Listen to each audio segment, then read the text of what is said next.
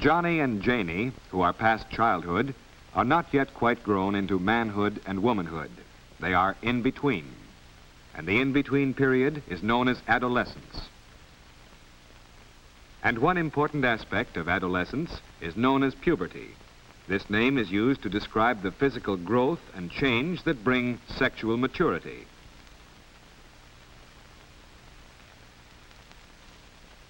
Let's see how puberty affects Johnny. Puberty might begin any time between the ages of 9 and 16, but for average Johnny, it comes at 14. Puberty begins with a change in the functioning of certain endocrine glands or glands of internal secretion. Here's how. The pituitary gland at the base of the brain, which controls growth, begins to secrete in great quantity the growth hormone. The slow growth of late childhood takes a sudden spurt, and for about 3 years, the boy grows rapidly in height, weight, and strength.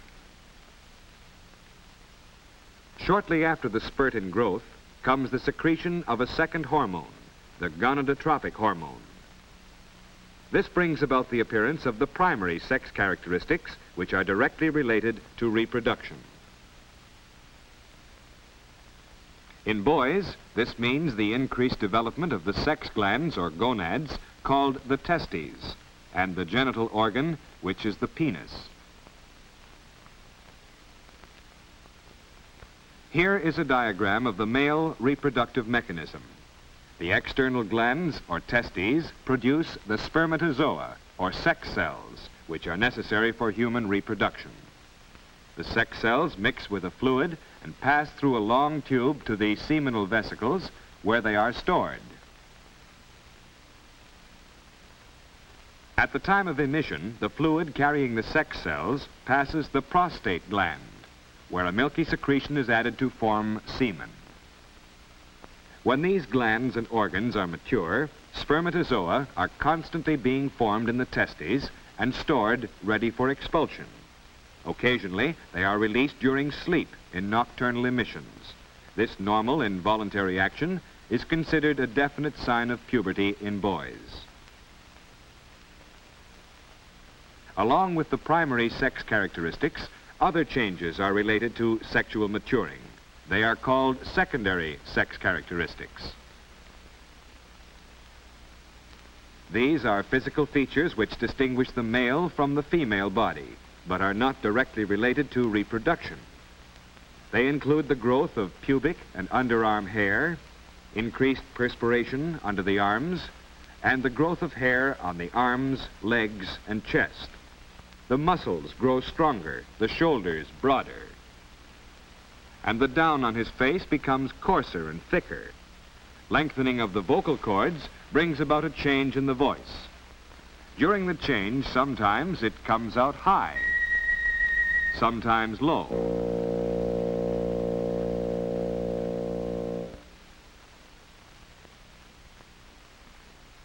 Let's review the changes that took place for Johnny during puberty. At about 14, he took a sudden growth spurt. Then he developed the primary sex characteristics. That is, his sex glands and genital organs developed, and he had nocturnal emissions of semen. And finally, the secondary sex characteristics appeared.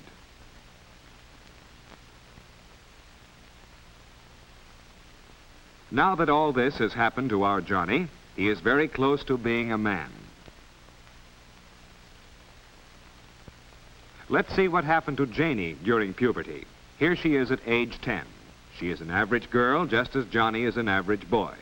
In girls, puberty is preceded for a year or so by increased secretion of the growth hormone from the pituitary gland.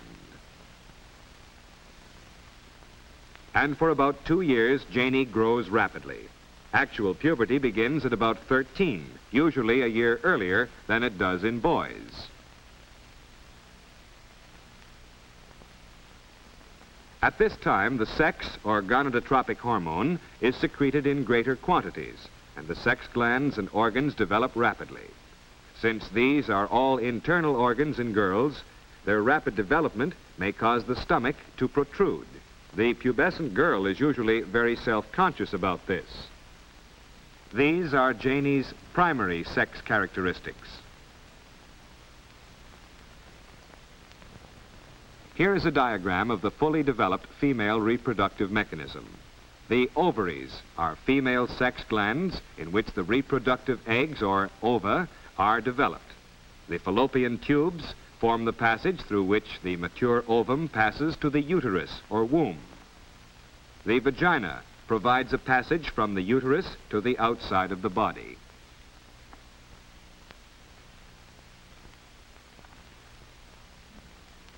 At puberty, female sex cells begin maturing within the ovaries. Usually, one egg reaches maturity and is released every 28 days. The ovum travels through the fallopian tube toward the uterus. At the same time, the lining of the uterus becomes engorged with blood and nutritive fluids in preparation for the development of a fertilized egg into a baby. If the female cell is not fertilized, it dissolves or disintegrates in the tube. Then the uterine wall lining, no longer needed to receive a fertilized egg, breaks down and is discharged from the body through the vagina. This release of blood, mucus, and unused cell tissue normally takes place every 28 days and is called menstruation.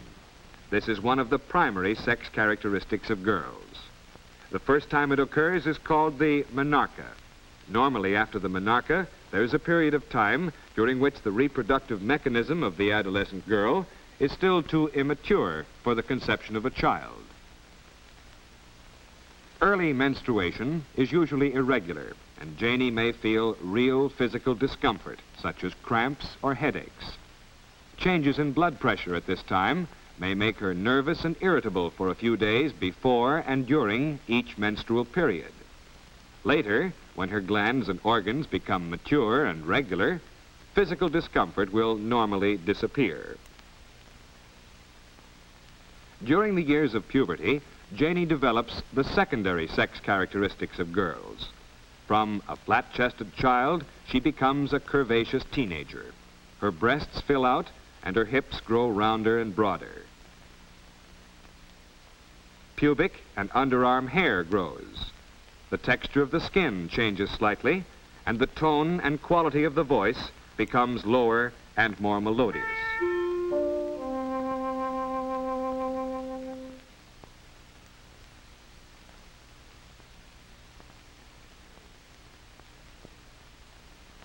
Let's review the changes that took place for Janie during puberty. First, between 10 and 12, there was the sudden growth spurt. Then the primary sex characteristics developed, that is, her sex glands and genital organs developed, and menstruation began.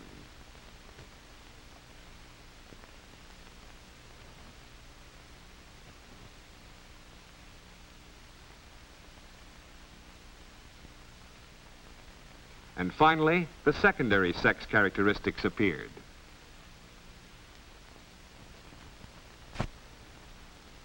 Now Janie is a normal teenager because along with these developments, the functioning of her endocrine glands has been normal. Once puberty has been accomplished, the sex glands secrete sex hormones. These slow down the secretion of the growth hormone by the pituitary gland, and the adolescent gradually stops growing. It is this balanced interaction of the sex and pituitary glands that brings about normal development. And this is important because if the functioning of the glands is not balanced, the adolescent may differ from others of the same age. For instance, the girl who reaches sexual maturity earlier than her friends may get the reputation of being boy crazy. Actually, the behavior that bothers her friends may be the result of early glandular activity. On the other hand, if sex hormone secretion is delayed while the growth hormone is active, the adolescent may grow much taller than his contemporaries, yet remain much less mature in primary and secondary sex characteristics. Although these differences are likely to even out in the end, they may cause emotional disturbances, which could have an effect on personality during adolescence and even later in life.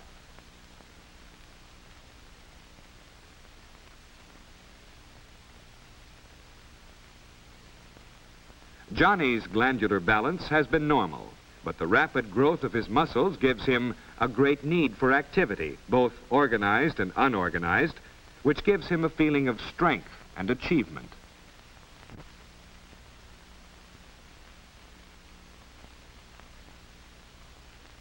And this need for physical activity may express itself in many ways.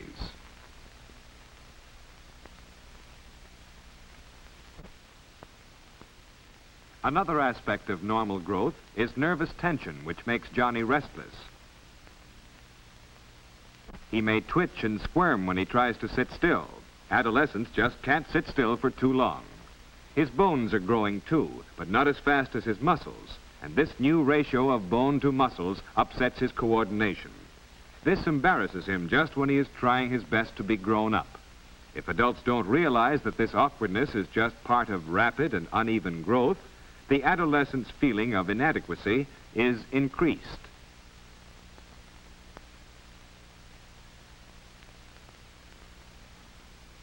And Janie has problems too. Blemishes on her skin are a source of great unhappiness. They develop when the oil-producing glands beneath her skin suddenly become larger and more active at the time of puberty, while the ducts leading to the surface of the skin remain disproportionately small. The resulting congestion causes blackheads and pimples.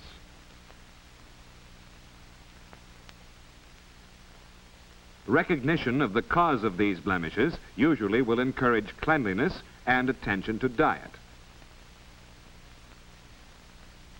But even if she has no blemishes, there is still a great adjustment for Janie to make. She sees herself now as she is going to be throughout her life. Perhaps in childhood she dreamed of becoming a glamorous beauty. Now she must realize that she is just an ordinary-looking girl. She doesn't say much to anyone about this, but to her it's a big thing. And just because Johnny's a boy, don't think that appearance and physique aren't important to him, too.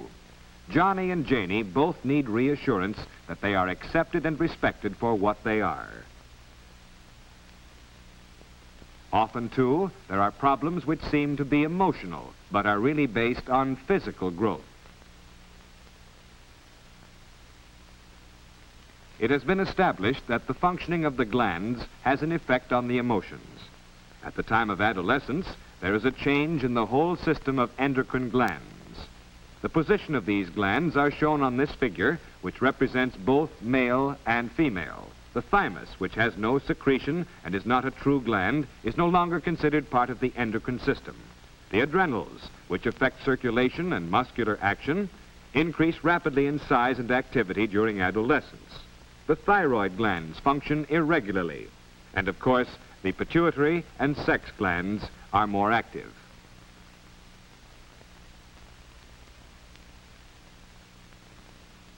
This gradual and irregular readjustment of the glandular system is almost certain to make Janie or Johnny nervous, excitable, and a little emotionally unstable.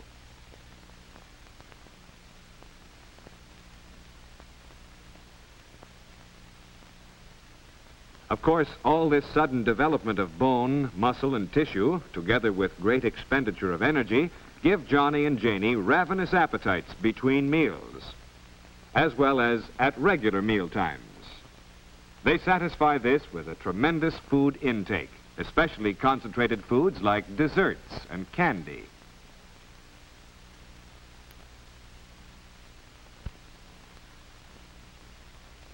But because of all the physical and emotional stresses and strains, their appetites may be up one day and down the next.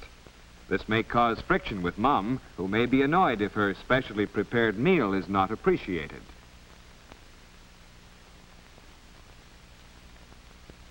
Problems may arise from sudden mental development, too. He wants to think things out for himself, which may take the form of arguing with his elders. During the years of puberty, the number of mature brain cells increases greatly. The intercommunication system of the brain strengthens and develops. There is a new craving for mental activity. Johnny begins to question authority. Again, recognizing the physical basis of this increased mental capacity should lead to patience by parents and the encouragement of real family discussion.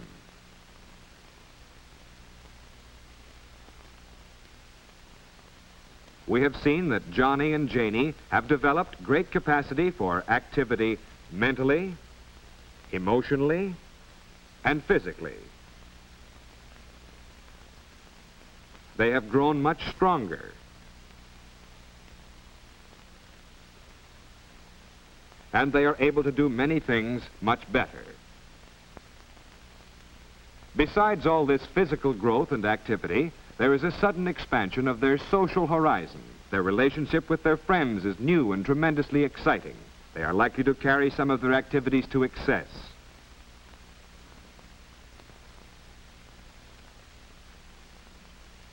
They may burn the candle at both ends, and if they don't watch out, fatigue, general achiness, digestive troubles,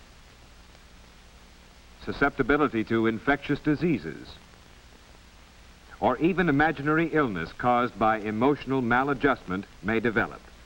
These are common dangers during adolescence, and to guard against them, Johnny and Janie must have enough sleep, lots of fresh air, plenty of nutritious food, and regular medical checkups to make sure that their physical health is good.